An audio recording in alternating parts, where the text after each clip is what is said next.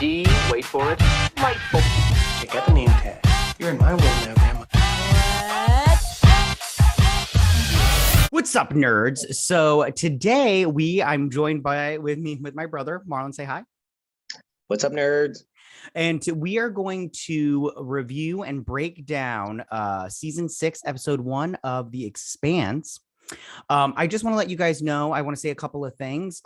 First thing is that if you like what I do here and you enjoy independent content here on YouTube, please consider subscribing to my channel. YouTube is always changing up their algorithm. Small channels like mine, they always get pushed to the back of the line. So I please ask that you like, share, and subscribe, and I thank you in advance. So the second thing I want to say is that these reviews and breakdowns for The Expanse will be always on Saturdays. It will be either both me and my twin brother Marlon, or it will just be me, just because we both have different schedules. We live in different states, and Saturday is the only day we can get together and do this thing. So if you guys keep coming back and you like what we do, I really appreciate that as well. Now, let's get into this review / breakdown of this episode. Marlon, we did this last season. It was super fun. Yeah. This is the last season. It doesn't mean it's the end of the show of the Expanse, but it is the last season of the show. Sadly, yes. I can't tell you how much I love the show. How do you feel about this first episode? How do you feel about The Expanse overall? First, let me ask you that question. How do you feel about The Expanse overall? Overall, this is probably controversially the best sci-fi show ever made. I couldn't agree more. I'm going to say it is the best sci-fi show ever. This is peak sci-fi, peak. Like the writing, the acting. I mean, the visuals. I will say that, being 2021, the visuals just get better every year. But if you compare this to, Star Trek or whatever coming out back in their time, this is the best show ever made. I couldn't agree more. Yeah, I think what I love about this show so much is just like it's got like a humanity to it and a maturity to it that I think a lot of other sci-fi shows are missing. Yeah. I think that it's like even though it's we've got flinging asteroids and stuff, it's got a sense of like realism in the sense like when it comes to their ship battles, it's not just like pull forward, boom boom boom, explosion. It's like they have to do those little gas thingies coming out on each end and everything. It's very very good, very good. Yeah. And go ahead. You're dead on. What makes it great is it's so more realistic. Like, they throw in the Epstein drive, which is more, kind of sci-fi, but in the future, we might develop things like that 300 years from now. But at the same time, it's not like Star Wars where, it's a dogfight in the sky and it doesn't really make sense compared to, what we know about space, but more like someone once described it as the fight scenes are kind of like a joust in space. As you get closer to one another, that's when the real striking, the harder striking happens, but it's not like a dogfight. And they couldn't be more right. Like, space is a lot different. I think that's what makes the writing really good is they actually delved into what's possible in space and what's really not. Yeah, for sure. Yeah. And you mentioned the drive and everything. I also like that because it's not just like a warp drive or a hyperspace like in Star Wars that you have to pump that crap through you and then there's a possibility you might die. So I think that's really good. Also, what I really like about this is, and unlike like you have a sense of a family unit when it comes to this show, which I really like a lot. Unlike with Drummer and her ship, I think they wrote that in there to where they're like, everybody's like, it's a weird kind of it's a weird kind of family unit. I would say it's a little bit different, but I did like, but I do like it has a sense of a family unit when it comes to this show. Yeah. Okay, one more thing, you guys. There will be some spoilery things coming up as far as the books go. We might mention stuff. I personally have not read the books. So if anything of that nature comes, it will come from Marlon. But I just want to let you guys know that something might get mentioned that happens in the future. So don't get mad about that. So if is there anything else, Marlon, you want to say? Like, what'd you think about this episode? One thing that I really, like I was saying, You liked how it started off where they left off. So what I like about it here, I'll just start it over. So Okay, go ahead. What do you like about it this episode, or what do you think about this episode? So the episode was, my expectations were super high, so it was kind of a letdown. But I like that they showed us, they built on a few different things that I really like. So they showed us where the characters are after what happened at the end of season 5. They kind of led into where they're going, and I really love what I love about this show is, and the writing, and this is why I like that the book writers are involved so well, is they have, and I'll get into this later through the breakdown, but the human element that they write into the show and that the actors portray is phenomenal. Dominic Tipper and then Karagi are two of the greatest emotional actors I've ever seen. Like I feel every inch of their pain when they're talking about anything. So I'll get into that later, but yeah, like, so, I mean, was it the excitement that I had built it up to be? No. But was I disappointed? No. I give it a 6 out of 10 just because I got my expectations too high. Right on. Okay. And I felt like this episode was not as exciting as some other episodes, but I did feel like, it was the first episode, so you're trying to get things set up, and so now we're off to the races, and I'll get into more other thoughts that I have about this show. So why don't we go ahead and get started on the breakdown of this, and we start with that little girl, okay, and she's on a planet I had Laconia. Thank you. I had it written down, but I must. Why is it Draconia? Yeah, it's Laconia. Yeah. So she's naming all these stuff like the sunbird and the slinky vines or whatever she called them. I can't remember what she called. Yeah. And then so that creature that was in the bushes, and she's like, "You're like a dog," and everything. I'm not gonna lie, I was scared. I thought that thing was gonna eat her. Like, no joke. After I seen Prometheus and that like alien worm grabbed that guy's arm and broke it in half, I would never trust another creature on a planet. Right. Ever. I was so scared. Like, I was like, that thing is going to eat that little girl. I'm like, for sure. There's no doubt in my mind. And then it didn't. So the sunbird started freaking out, and she's like, so she picks it up and takes it back. And then the dog creature, who will probably eat her later. And he just watches her leave. And then it zooms out and they're on Laconia. Which I will say this, there's a book called Strange Dogs, which is what the name of the episode is. I've never read it. Or maybe it's a short story. I can't remember. But yeah, but the dog creature did worry me. I thought it was going to get her. Yeah. So then it zooms out of the planet, and we see the ship that the Mars people, the Martians, they brought to life with the proto molecule. Yep. And then we go into the title sequences, and then we zoom over to we see kind of a montage of where asteroids have hit the planet. The damage, how stations declare their loyalty to Inaros, how the Rocinante has joined the fight, and we just see all, the devastation. And then we see 3 asteroids headed towards Earth, and they get blasted. Then we go to planet Earth, and it's the president, and she is talking to some aides. I don't know the guy's name, but she's talking to Draper. Yep. And then she's, what was that? Yeah, Bobby Draper. Yep. And then and so she's talking, and they say for they've taken out for significant fragments made it to the ground and have struck populated areas, and a total casualties are under 500. And she's all like, don't make it sound like it's pleasant when it's not, and everything. And then they talk about how Marco is keeping the Earth's fleet pinned down, taking out the asteroids, and that he's that he's flinging these asteroids to Earth, and they're too busy taking those out, and they can't move their fleet and everything. Give me 2 seconds. Let me finish this, and then I'll get your thoughts and everything. Yeah, go. So then she's sitting there looking at this big field that she's looking at, and this was once a high yield grain farm, and and they're repurposing the atmospheric seal, and it isn't working but well, it's working, but not well enough. And the contaminants on Earth are still rising even faster than before. Every rock kills us a little bit more, she says.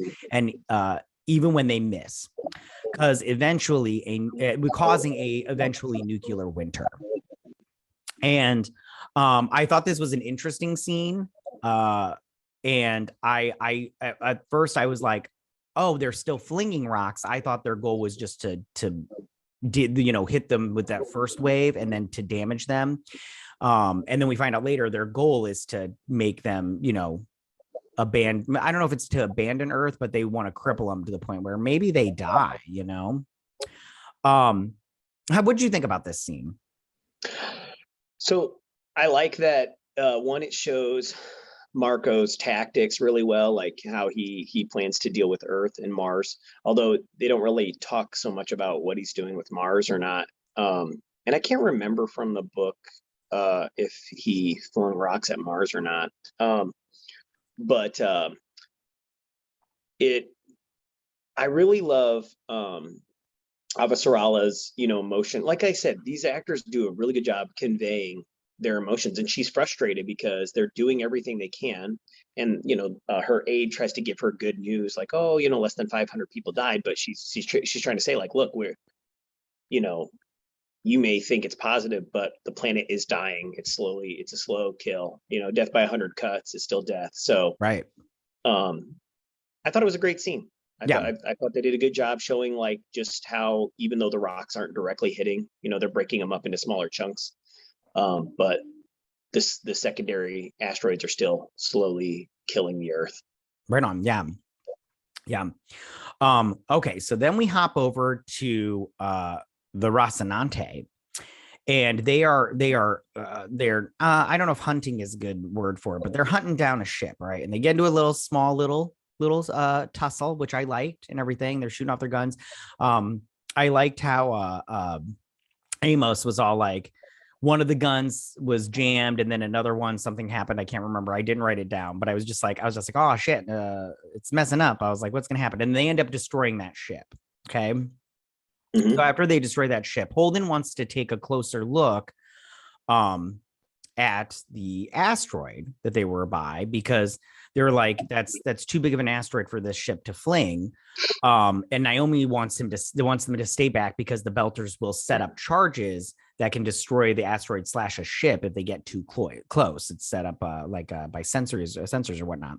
So they send in a camera to check the asteroid while Amos goes out to fill up holes on the ship. And of course, Peaches is there helping out. Love that Peaches. I love that he calls her Peaches. Yeah. So what did you think about this little dog fight and everything?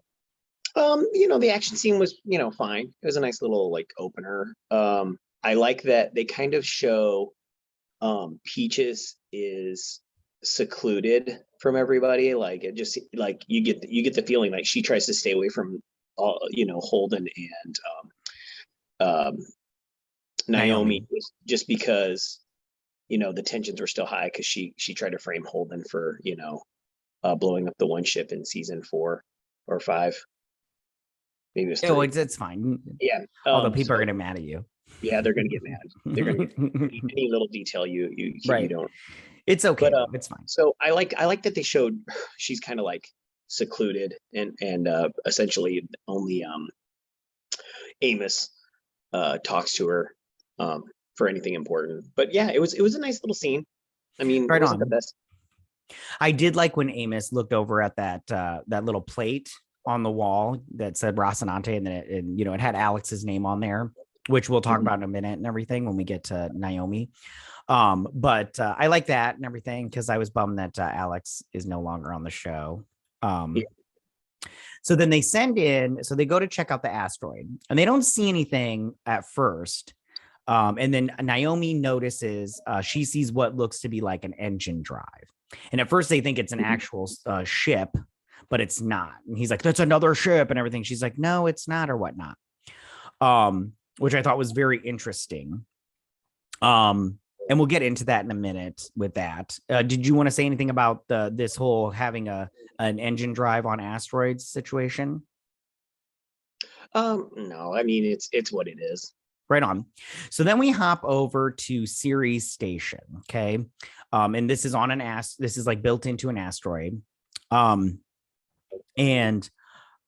baby Anaros is getting his freak on, little horn dog, I'll tell you what. And while Marco is getting an update, and they are determining that the shipping has stopped because they're too busy knocking down the asteroids. Which gives them the opportunity to build up their own supplies in hydroponics, livestock farming, and the station lady. I didn't write down her name. My bad. I think it's Andrani.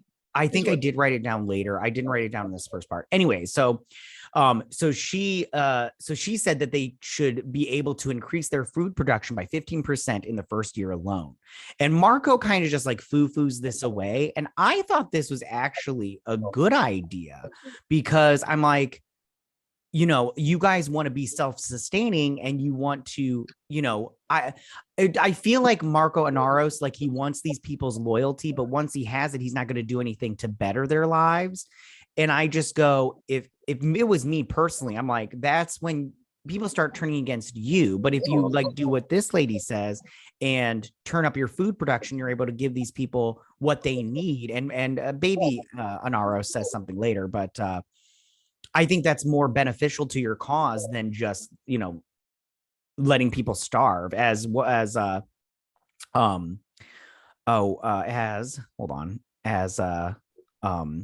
Rosenfeld says later, we owe these people nothing. And I'm all like, that's incorrect, but whatever. Go ahead. You talk. Tell me what you think about this. No, it's fine. It's fine. I was just waiting for the woman character with the short haircut, her name is Nico Sandrani, and she, if you remember from season 5, Marco, when they meet with Drummer's clan or faction, whatever you want to call them, Nico Sandrani is the one. She was a big part of the ag domes on Ganymede, that project, and so that's what she's talking about. Yeah. So, okay. And I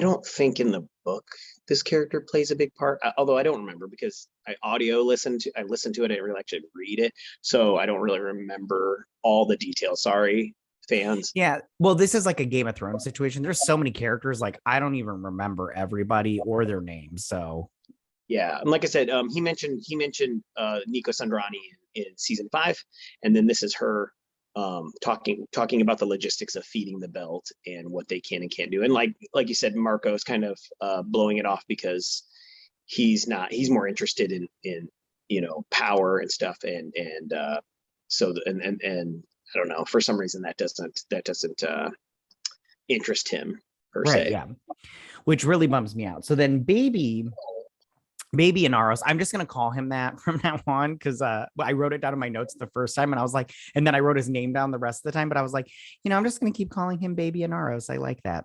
So we're referring to Philip for those who yes, you're referring to Philip.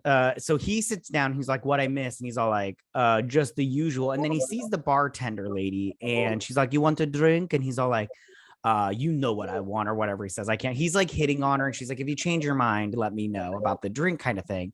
And me, I just go, listen, hornball, calm it down, okay? You know, you don't have to get every chick possible. You got stuff to do here. So they go on throughout. So they're walking through him and Renfield and Philip are walking through the station. And Renfield talks, she's mentioning all this stuff, but he's all like, does that tell me that are you trying to tell me that you haven't found Drummer? And she's all like, you know, what do you want me to, I can't remember. I didn't write down exactly what she said, but she basically tells him like, you know, there's no new update. What do you want me to do? And she's like, we can up the bounty on them. And then Philip kind of pops off and he's all like, is that all you can do, is give him more money? And Marco does give him a look and everything like, hey, why are you talking right now? And he says, up the bounty for Drummer and the Rocinante. I think they said by 20%. Yep, 20%.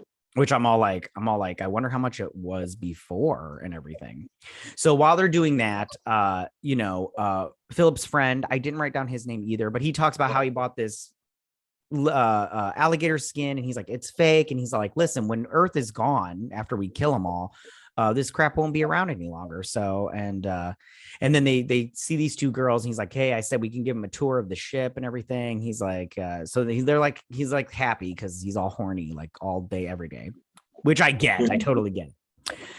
So then everybody starts chanting Marco, and he gets up on this thing and he gives a speech. And I wrote down the words to the speech, and I'm going to just say it right now because I thought that even though Marco is a douche, I totally get A, where he's coming from, and B, like why you would rally behind him. And he says, it has been many years since I before you read this. Yeah, go ahead. I want people to remember that this is what makes Marco Narcis's character so like great, because he might not be the smartest kid in the class, but his passion and charisma will lead those who are smarter and more tactical to his cause because of his charismatic beliefs. Right. Absolutely. Absolutely.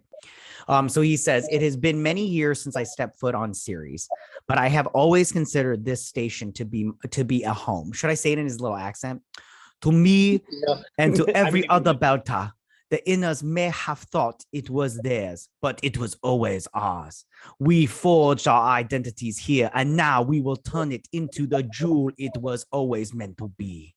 Ceres, the capital city of our Belter nation. I place all Belters, a place where all Belters can be proud of and forever call home. And everybody's like, woo! And even me, even though this was very kind of like crazy and everything, because Marco, I think, is a psychopath. I was all like, oh yeah, I want to be your Belter Nation and everything. So I was like, this is a very good speech, Marco. Good for you. Yeah. Yeah, the writers also, once again, they do a great job pulling forth the charismatic nature of Marco Inaros and what he's trying to accomplish. And even like you said, like you're listening to him and you're like, you even feel like, oh yeah, they're fighting for a real cause. I want to be a part of this cause. So that's what he's trying to go for, trying to get people who are better than him at certain things to come to his side. Yeah, right on. So then we go over to what this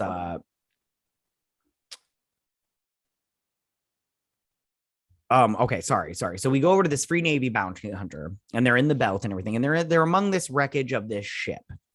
It's a Doniger class, if you look closely, or at least that's what it looks like.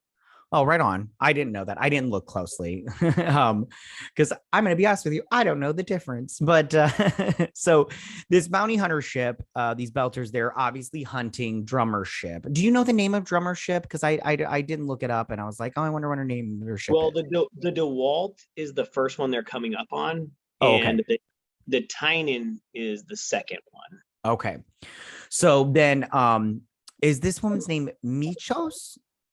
Micho. Okay. So they're planning to fire a gun from this ship that's down and everything, but because they're like hooked into it or whatnot, but it's got to be straight on line of sight kind of thing. And Micho is supposed to hit the button and everything. Well, she messes up. She hits the wrong button, which I go, how do you mess that up? But at the same time, I get it, stuff happens. Mm-hmm. And instead of hitting the fire button, she hits the test button. Oh, the thruster. Instead of hitting the thruster, she hits the test button. And it causes the ship to get to know where they are and everything. So they're getting all like, close or whatnot. But I think it overloads the other ship's thrusters, and it explodes, killing that ship. And then they get out of there. And they don't get very much rations from it. They only get I think they said 1 torpedo, which makes their torpedoes up to 3. And they get like some rations and then a thing of water. Which you can tell on Drummer's face that she's a little upset about it. Yeah. So then we go over to, did you want to say anything about this scene? No, I mean I love the visuals.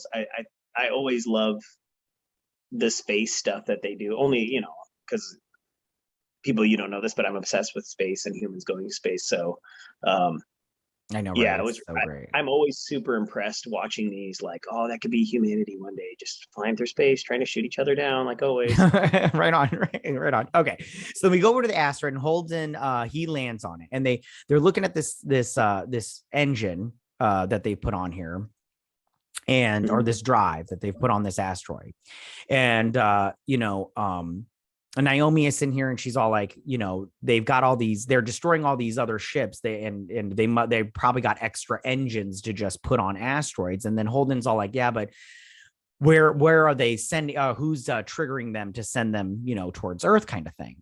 And then Naomi. Now this is the part. I love Naomi so much. She's my favorite character. She talks about. He's like, "You okay?" And she's all like, "This is the first time I've ever flown the ship."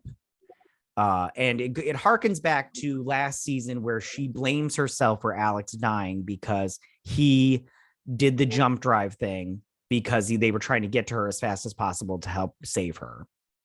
And so she's feeling a little guilty over that. And I feel bad for Naomi because it's not her fault. And I do feel bad for her. Plus, I love her so much. And she's so hot. I love the actress that plays Dominique Tipper. She's so hot. Yeah. All right. She's great. So she is great. She's so great. I hope she gets way more work after this show. I hope she does. She's fantastic. You know what's crazy is I'm surprised she hasn't been in more things because she is a phenomenal actress. She's my favorite character. My favorite character on the show. I love Dominique Tipper. I like I said, I don't know why we haven't seen her in a lot more stuff. Exactly. Yeah. Hollywood, hire her. Come on, guys. So then quick, I want to say one more thing about the scene with Marco that kind of upset me, only because I was kind of still hoping for. Sorry, my computer screen's going crazy. It's okay. He said that when Nico Sandrani is talking, he said that he killed Anderson Doss, and I was kind of disappointed that we wouldn't see Jared Harris in this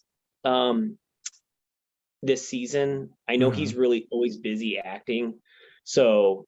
And he's doing, he's in the Foundation show. So I want to say, I totally forgot to mention that I was really disappointed that he's, the character himself is dead. I was kind of hoping to see him again, but it is what it is. But anyway, sorry, continue.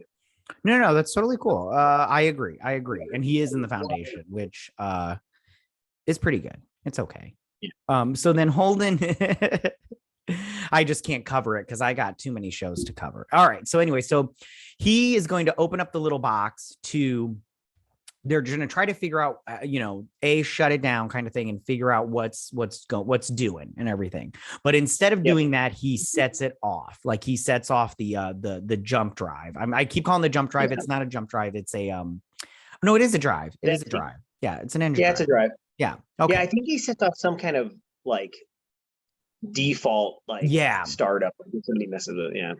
Yeah.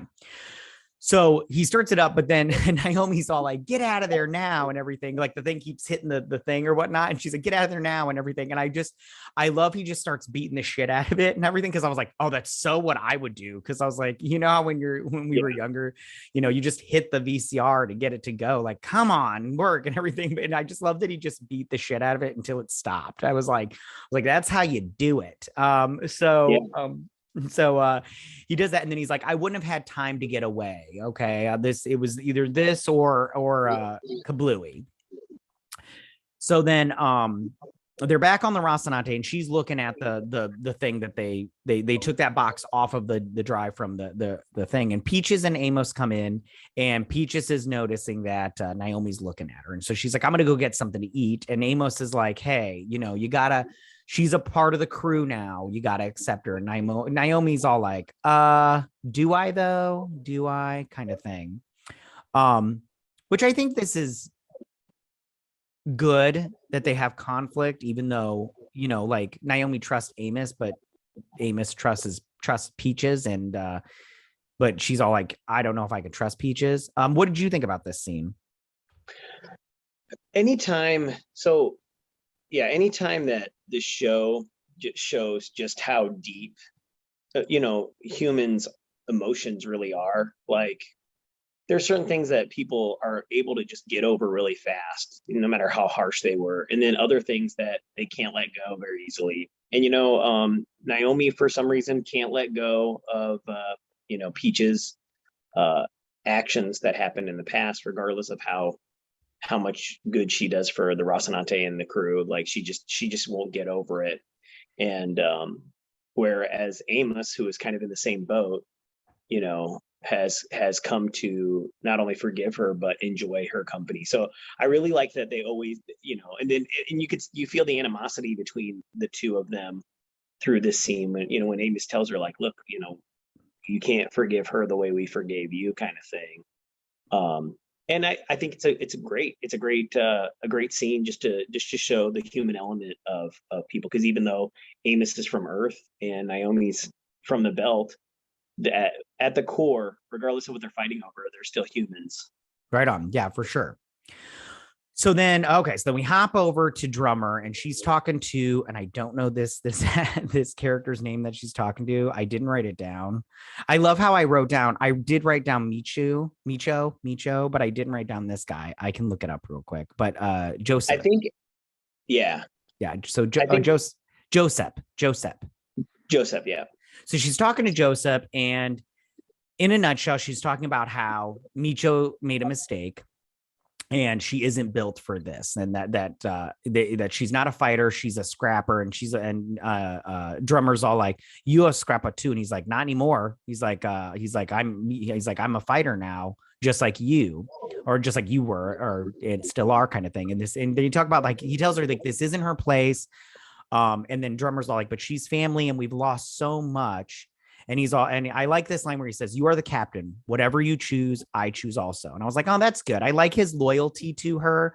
It's really good. And so then, and they have this, like, I don't know what's going on with Drummer. Is she a lesbian? Because he is very, they're a polygamist family. So if you remember from last season, there's 3 wives and 2 husbands. Right on. I remember all that. I'm gonna admit, I'm not. There are 3 husbands, so they're all kind of bisexual in nature. Yeah, it just seems like a lot going on, and I'm just like, like every time somebody starts getting all like touchy feely, I'm like, are you guys in a relationship now? And I'm like, all right, this is too much. Just keep going on with your thing. So then Micho comes in with some new people. Well, they're all the crew from the DeWalt. So one thing that they kind of don't, each shuttle of Drummer's faction had a crew of a certain number of people. So they're bringing all the people that were on the DeWalt over to the Tyne, and they're transferring all the goods. So these are just people that came from that ship. Okay, right on. So then Drummer's all like, give us a minute and everything. And Micho knows what's coming. So she's all like, she sends Micho away, but Micho's like having none of it and everything. Cause she's all like, I'm sorry, I messed up. And she's all like this, she's like, we're going to put you somewhere and we'll come back for you when this is all over. And she's like, when is it ever going to be over? And I was like, that's a good point. I was like, and Drummer does try to go and snuggle her and try to, make her feel better. But Joseph stops her because he's all like, this, she needs to buckle up, Buttercup. I did like this scene because Drummer had to make a hard decision. It's hard to send, family away, even though they're not like related. But yeah, I liked it. What'd you think? It's great. Like, I can't tell you much. I think that the human aspect and the way these characters portray the emotions of humanity is probably what makes the show just top notch, because you don't have to be Micho or Drummer to feel what they're going through, because they portray that so well that you're just like, man, us being brothers, it would be hard to send your family away from you, even if it's the best thing for them. It would just be super hard emotionally to send them off when it's the best thing for them. So I just love these scenes where if you can relate to someone on that level, it makes it really good. Yeah, I agree. Okay, so then we head back over to Ceres station, where Philip and his friend they're just hanging out with these two chicks that they're planning on smashing in a hot minute, and they're basically just bragging about their fighting and everything, and they talk, and he mentions that Philip is the one that he helped start the whole thing, and he killed that science vessel. And if you remember, which I'm sure you do, he got on that science vessel, and then he had to make that hard decision of blowing it up with that dude on it. I don't remember the guy's name. And it's obviously traumatic for Philip, baby Anaros. So he's like, I'm out of here with this nonsense. So he gets his suit on, and he goes up to the bridge. And Marco and Renfield are sitting here talking, and they're talking about how the inner fleets haven't budged, and she's all like, you missed the fight, and he's all like, don't you? And she's like, the fight will come, it always does. And I'm like, yeah, the fight will come, because I mean, they talked about building more ships and everything in that scene before. And then she's like, she's talking about this what's the space series lady's name, the station, it doesn't matter, anyways. He talks about her spreadsheet. Nico Sandrani. Yeah, talks about her spreadsheets and everything. And Marco asks what they can spare from the supply depots, and she says nothing. And then she says that this is not Medina. I did write it down. Sandrani wants more for the station, and they can if they want more, they can tighten the food and water rations. And Marco says that our presence on the series has rallied many to the Belters' cause. And then she says that it served its purpose. And then she makes the comment, we owe these people nothing. And I go back to to what I said before, and I was like, that's so not true. You owe these people so much more than you think you do. And I hate that she said that, because I'm like, you're such a bitch. And so are you, Marco. You're such assholes. Like, you want all the best things for yourself, but you're not willing to give the people that all the sacrifice is going to go on to their backs. You don't want to give them anything back. You fucking assholes. I hate you. But at the same time, they're such good bad guys, so I love them. So before we get into Philip coming in, what did you think about this conversation between these two characters? I always like it when you can see, like you said, they're clearly good bad guys. They write a good bad guy, and the lack of empathy for anybody, including their subjects, because war is young boys dying and old men talking about it. So in the same time, these guys are just, these two are just talking about getting ready for the fight, and they miss it. Whereas people are starving, and they couldn't care less if they starve or not. It's funny though that she says, ration the food and the water. And they talked about how Earth thought they owned Ceres, but yet they're treating the Belters on Ceres just like the way Earth did from season 1. If you remember the water rationing, so it's funny that they've now turned into the oppressors almost. Right. Yeah, no, that's a good point. I totally forgot about that until you just mentioned it. I just want to say real quick, I like Kathleen Robertson, the blonde woman in this scene that plays Rosenfeld. Yeah, I love her. She's great. I'm happy she's on the show. Yeah, she's doing a great job. Yeah, she even got the Belta accent really good. I wonder what that accent is. I'm like, what kind of weird Jamaican? Yeah. I thought it was like a Haitian kind of, but I'm all like, what is that? Like, where did they get the inspiration for this accent from? You know what it reminds me of? If you never played World of Warcraft, but it reminds me of the troll accent on World of Warcraft. If you ever get a chance to watch like a little video, that's what. Is that in the movie? Is that in the movie? In the Warcraft movie, I don't think so, but I don't remember, to be honest. I'm not going to take time to go watch that anyways. Okay. So then at this scene, so Philip comes in, and he says that baby Anaros, he pops off, and he says that Ceres is their capital, and that she needs to figure out how to get the people what they need. And I like that she's all like, oh, oh, Baby Inaros wants to pipe in. Okay. And then she says, she asks him if he has any serious logistical suggestions that they would love to hear, them, which of course he has none. He gives him the look. He's like, just do your job and everything. And I was like, I'm like, she just put you in your place, fuckface, because you just, which I was like, so then they leave because Marco is all like, she's got a point, dum dum. Mhm.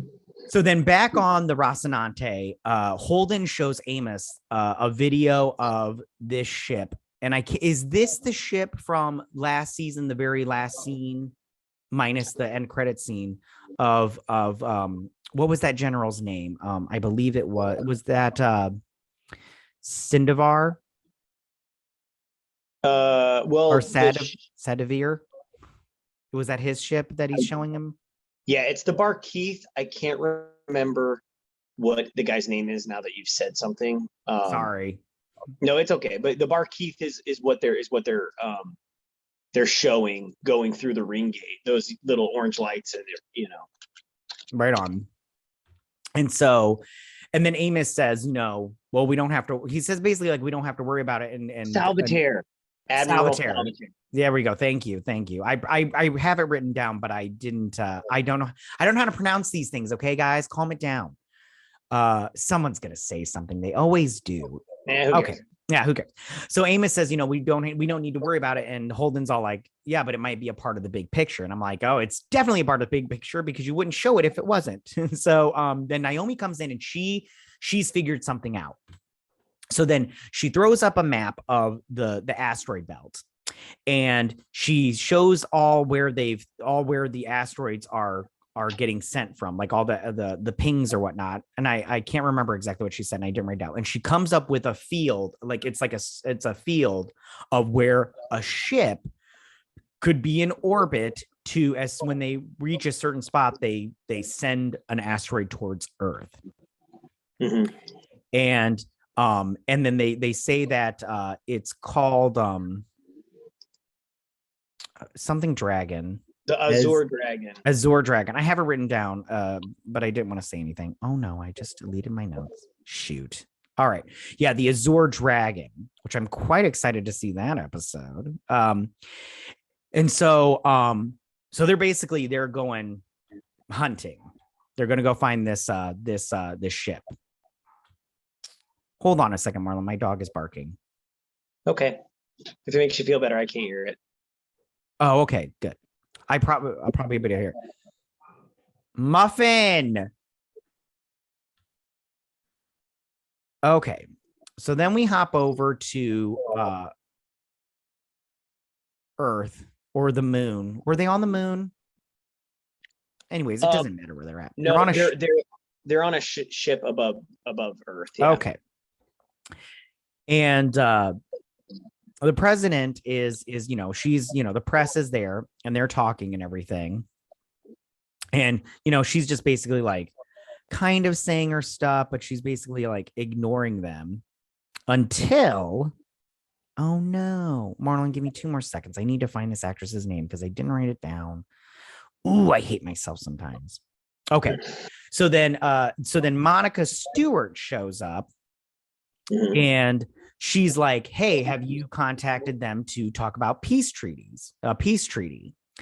And, she basically is like, she's like, people are dying, and, you should get in contact with them to, have an armistice and talk about peace and, and everything. And I like how she's like, she tells her it's none of her fucking business. and then she's talking, and then Bobby comes in, and she's all like, yeah, it's your conversation's over with, honeybee, try to pass me kind of thing. And she's like, listen, the president needs to remember that these are her constituents, not her subjects. Thank you. I was going to say slaves, but I knew that's not what she said. And everything. So then we go back to the series station, and what did you want to say anything about this with the president and talking to the press? No. I mean, they did a good job. I mean, I would agree with Monica that she probably should reach out to see what exactly they want, if they can avoid getting more rocks thrown at them and avoid a fight and come up with some kind of peace. It's probably best for everyone. But Right on. So then back at series, Philip is drinking because, he's all, upset. And he goes to this bartender and he wants to take her out of there. And she's like, listen, dude, I'm not having any of it. So he gets pissed off and he's like, I'm a war hero. You should be sucking this D every chance you get, honeybee. And she's basically like, what's going on here? And his friend comes up and he's like, hey, what are you doing? And he basically just like, what are you going to do about it kind of thing? And they get into a fight or whatnot. And he punches him, but then he pulls out a gun and shoots his friend. And his friend gives him that look like, why would you do this? And then he dies. And then Philip's got that, oh shit look on his face. And I was all like, Philip, you're stupid. You're such a stupid little boy. Like you're mad because your dad isn't taking your side. But in all honesty, you popped off and you didn't have a good answer for her question. And she made you look like a fool. And if you don't want to look like a fool, come up with, you got to come to the conversation with something. You can't just be coming up with, do your job better kind of thing. You got to come up with solutions or just stay silent because you look like an idiot, which he did and everything. And now he's taking out his anger and killing his friend. So I think that scene runs even deeper than that. I think Philip is going through mentally, and this is one thing that the human element that they do so well is, I think he's going through war shock syndrome. He's had to do awful things for his dad that he thought would bring him glory, and he's realizing it's not. I mean, he gets the fame of being laid by whoever, but now he's getting rejection from his fame. He's not even getting, the recognition from everybody that he thinks he should be getting. His dad's ignoring him. That can play a big toll here. I did all these things for you, and you just use me as a tool to get where you wanted. And then not only that, I feel like they haven't addressed it yet, but I think they will. I think there's a sense of abandonment issues from his mom. Naomi was on the Pella. She left. He had gone through this emotional state of thinking she died, and then found out she was still alive and abandoned him again. For somebody in his position, I don't know what exactly that feels like, but you can kind of relate to, like, what if somebody that you loved just abandoned you because they would rather get away and not be with you than be with you. So I think there's a lot of things going on with him, and so that's why he's turned to drinking and sex, like any adolescent or young persons, who's been in those kind of situations. So, and he just killed his friend. So there's a lot more mental breakdown going on. Right on. So then we go back to the ship and the president is floating in the air and she's all like, I love this feeling because on Earth, I feel like, all the weight is pressing down on me. And then she's like, you're not happy being my assistant. And then she's like, no, not really. And she's all like, they want us to, we're being bogged down by these asteroids. And she's like, we need to do something. And then Bobby's all like, you have something in mind. And she's like, yes, I do. Question. And she also mentions like the Rocinante is going to go after this Azure dragon ship and everything. Do you happen to know what she's talking about, what the president is talking about? Because I don't know anything about what's going on, but so in the book, and I might get some of these details wrong, Bobby joins the crew of the Rocinante specifically to hunt down the Azure dragon, I believe. So there's I think she's sending Bobby to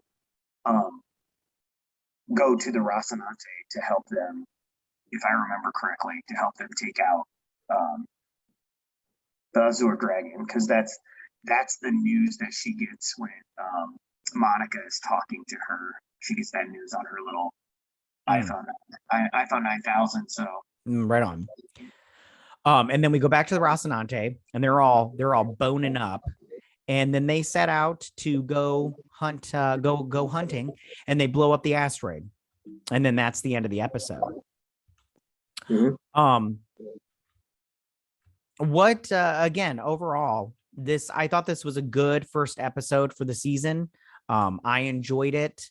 I thought that, again, like I said before, I think that the show has a certain maturity to it. And like we've been talking this whole time, it has an element of humanity to it that I think a lot of other shows are missing. And then one thing that I want to bring up that we talked a lot about last season is just, this show is doing diversity right. It's not shoving it down your throat, like eat my politics and everything. And you're like, I'm not even hungry and everything. And this show is so diverse and it's not even throwing it in your face. And I love that about it, because I'm like, you got Naomi, she's our favorite character, and she's a woman and a woman of color, and they're not shoving that in our face. Like, you don't see her going, I'm a strong woman of color and everything. And you're all like, but we can tell because she is, kind of thing. Yeah. So I think always the best messages in these shows is don't force what you want, just give what you want without making it a thing. Like, they don't make it a thing that Naomi is a woman or anything like that. You just go, Naomi's a badass. Like, she is a badass. If you wouldn't want someone like her around on your team, you're an idiot. Like, she's smart, she's capable, and she's cool-headed and stuff like that. So I think I always say, just if it's a fictional character, cast the best actor, and all the other stuff, put it to the wayside. And if that's what, because like even James Holden, if they would have switched the gender on James Holden and made it a woman, but I don't know how well that would be perceived, but I go, I don't care, because James Holden's not real. So if the actor or actress does a great job and convinces me that's who they are, I love it. I love all of it, and I'll take it hand over fist all the time. So that's one thing I like about it. They get into politics stuff, but it's fake politics. But you can kind of relate, like the builders are being taken advantage of. Humans don't want to be taken advantage of, so when there's only so long they'll put up with it before they start to fight back. But at some point, you either become the hero or live long enough to become the villain. And obviously, like Marco, he's doing the right thing in the sense of getting the belt their independence. But at the same time, he's becoming the villain by killing a bunch of innocent people that probably would agree with what he's doing, in the sense of, I think there were 30 billion people on Earth that, are basic or something like that. And so it's like, I do like that the show's not forcing those things down your throat. Like, it's because I think in the show, I read that Nico Sandrani is non-binary. In the show, the character's supposed to be non-binary, but they don't throw that at you. You just kind of, I couldn't care less. So the fact that they just tell you that, and online or in the cast notes, and they don't force that down your throat. It makes it great, and the woman did a great job. She did great. Yeah. All right. Well, I think we've talked quite enough and everything. But we will definitely see you guys next week for episode 2 of The Expanse. Marlon, is there anything you wanted to say before we head out? It was a pleasure. Oh, of course it is. I always love seeing you. All right, you guys. Well, that is our review / breakdown of the first episode of season 6 of The Expanse. Tell us, what did you guys think about this episode? Did you like this episode? Did you not like this episode? What was your favorite part about this episode? Did you read the books and you know where the story is headed? Who is your favorite character? Is it Naomi, like the both of us, or is it somebody else? Go ahead and leave all your comments in that section down below. If you like this video, go and hit that like button. I won't mind. Marlon, you won't mind? I will not mind. Awesome. Of course you won't. And we will see you guys later. If you're new to my channel, please hit that subscribe button. I'd greatly appreciate it. And we will see you guys next Saturday, on our breakdown and review of The Expanse. You guys have a good week. Bye.